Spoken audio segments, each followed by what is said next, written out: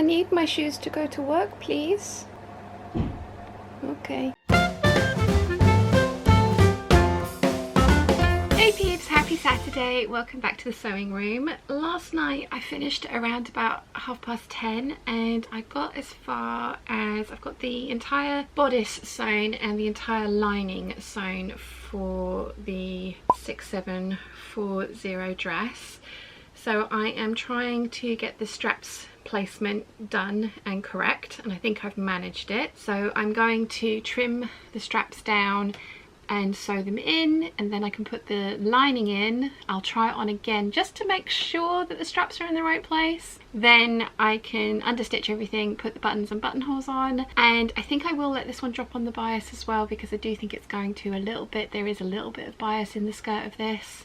I'm gonna have just a giant pile of things dropping on the bias over there. I mean, to be fair, there's only two dresses hanging up waiting to be done. The goldfish dress and the 9296. The 9296 has been waiting a long time. Loads of you guys have been asking for videos on how to level a hem. I thought I would try all the different methods that I have seen or heard of.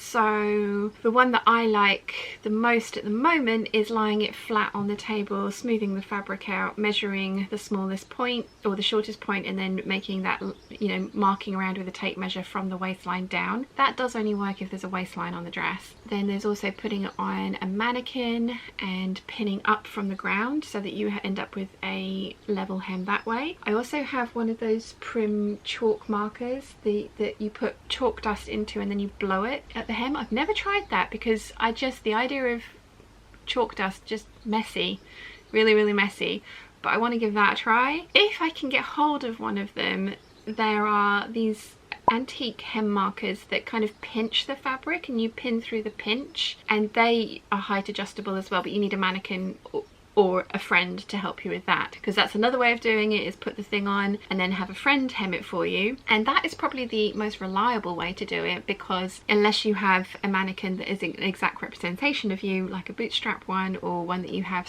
you can get scanned and made of you, you may not, your kind of protuberances, especially my butt, might not be taken into account, especially with some of those other methods as well. Like I say, my personal preferred one that I do the most often is laying it flat and measuring, and I've never had a problem with that. I've always found that the hem is level enough. Nobody's ever pointed it and gone, oh, it's really short at the back where your butt is, because my butt's taking up more of the fabric. I am going to do a video on that, which means that I need to buy some chalk dust, and I also need to buy, if I can get one of those antique hem pinchy apparatus, which I would really like. That video is coming. It's just not going to be for a while, because I'm going to look for the chalk dust when I'm at the Festival of Quilts, which is not too far away. But it also means that it's not too far away, but I've only got that much time to get these things done. So I'm going to get on with this dress, get the straps put into place, and then I will show you what it looks like. I kind of have a feeling that I'm going to feel really naked in this dress, because there's a lot of, you know, very thin straps up here and nothing else. I hope I like it. I think I will.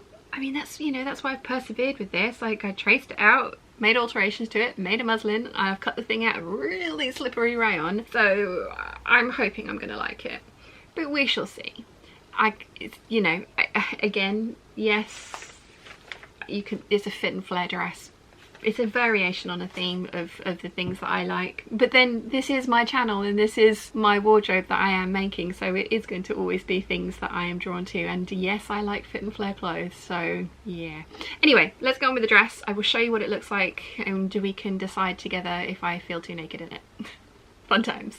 12 seconds later. Okay, this is obviously not finished. I have got it pinned down the front to give you guys an idea of what it's going to look like. I have gone through my entire button box and it has failed me. It has failed me miserably. I did try making some self-covered buttons with the navy dots on the fabric. This viscose, the outer viscose, is so sheer that you could just see the metal shining through. It didn't look great. I tried double lining it and it didn't look great. So I have ordered some navy shell buttons and they are on their way. My other option was coconut buttons, and that's kind of my answer for everything. I put them on and I do like them, but I want to see what the navy shell buttons look like before I commit to the coconut ones, because I want to give it a chance. I think it'll look nice, we'll see, but I'm really pleased with this dress. It is quite cleavage-tastic. I do feel very exposed, but not in a bad way, if that makes sense. This is no more cleavage-tastic than my Grace dress, and I love that. I'm gonna tip the camera down and walk back a bit so I can show you the full length. It's not hemmed yet. So yeah, it's a maxi dress, properly maxi dress. I mean, I'm going to hem it by 5/8 of an inch, so it's not, I'm not going to stand on it or anything, but it is a proper maxi dress.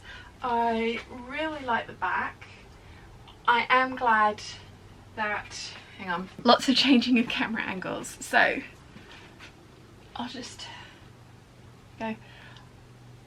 What I did is I went for the double strap option. Now with the pattern as is, you're meant to have both straps crossing over at the back, but I went for one that would kind of be where my bra strap was, and as you can see I have marked on the pattern where my bra hit exactly, so that I kind of got it exactly. It is, you can still see the bra strap. I didn't make them any wider. I was thinking about making them wider, but I kind of liked this sort of strappy kind of look, so I've gone for, rather than two crossover at the back, I've gone for one regular strap and then the crossover at the back, which I do quite like. I was a little bit worried when I put it on myself yesterday without the lining underneath of it. I was a little bit like, oh, I don't know if this is going to be good, but now that the lining's in there, I do really like it. I am thinking about tacking the lining, because I've pressed one seam allowance one way and the other seam allowance the other way, and I've French seamed everything. So I'm thinking about just tacking the seam allowances together, just so that they don't kind of totally separate, kind of like this, because you can, this fabric is basically sheer. So what I'm going to do now is hang this one up. I am going to wait for the buttons to come in before I put the buttonholes in, and obviously the buttons on, because I need to decide which ones I like, and they are slightly different sizes, so it's not even like I can put one on for now and then change it over if I wanted to, because the ones coming are slightly bigger, only by, I think, 1/4 of an inch, but that does make a big difference to buttonholes. And then I'm also going to let the hem do its thing. I think it might drop a little bit, and I want to give it the opportunity to do that before I hem it. This one is going to go on the rack here to be finished at a later date, but I am really pleased with how this has come out. This pattern, this particular bodice I really like. There is a dress by Trashy Diva called the Hollywood dress, which I will put a picture up here, and I absolutely love that. I think it's gorgeous. I actually think that this is a really good candidate for that dress. I could easily put a waist seam in, then I could make the front cut on the fold rather than a button up and put a zip in at the back. It would be really easy to put shearing into these side panels, make them a little bit wider, and then put shearing in there, and then put on the ruffle, which is, you can either wear it off the shoulder or on the shoulder like the Hollywood dress, and then they have it with loads of different skirt length options, one of them being the maxi dress, which is probably the image I've put up here. I wouldn't necessarily even have to put the waist seam in. I could do it with this one, although this isn't a full circle skirt. This is a very full skirt, but it's not the same as the Hollywood dress, which I do really love. I'm really pleased that I kind of picked this pattern out of the pattern stash and have made it up. The 3-inch full bust adjustment has worked really well, as I think you can see. I think it's a really pretty summer dress, and kind of wish I could finish it today, although I'm very much enjoying wearing the one that I am wearing. So yeah, I'm really happy with this, really happy with this. I like it a lot, which is good. So I now need to pick another piece off the pile. I'm thinking I might power through and get a couple of tops done. If I do the 6/5 6/3s, I have 2 of those cut out, one of this fabric and one of the gingham, the large scale gingham fabric. If I do those 2 today, I could then possibly move on to the denim trousers as well. So I think, because it's, I mean, it's only like 2 o'clock in the afternoon now, so yeah, I think that's what I'm going to do. But I wanted to show you how far I had gotten with this dress as is, because it would be real, you know, this won't be finished for a while. The buttons aren't coming till the 22nd of July, so it won't be done for a little while yet, but I do very much like it. I am very pleased with this. Yes, it's fit and flare. Yes, there will be more of it. One eternity later. Okay, it's much later on in the day. In fact, it's nearly midnight, but I have finished the first 6/5 6/3 in the same fabric as the dress.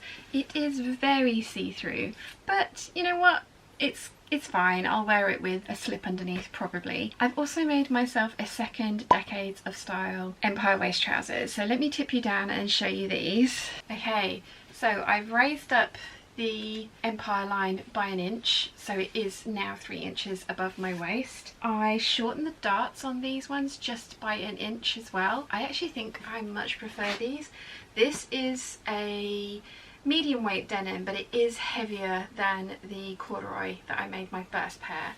I think I like these. I do think I like these. Let me just tip you down a little bit more so I can get further back. I think I like these.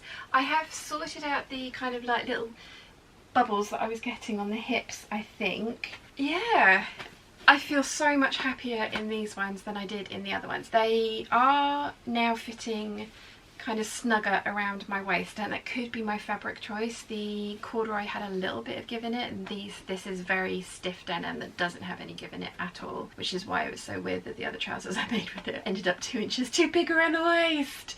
But it's been a happy accident because I really like these. I have cut out belt carriers to put on these trousers, but I don't think I'm gonna actually add them. I think that I can put a belt around this without having to have the belt carriers. I think it's quite nice, and personally I like it with this top. I know a few of you guys weren't overly keen with the combination last time, but I do like it with this top. I like that it's, you know, there's some definition at the waist, and then there's kind of like I did try my purple ones on with a t-shirt and I didn't like how that looked, so I'm much happier with this. I've been pretty prolific today. I have nearly finished that dress, I've finished this top, these trousers, and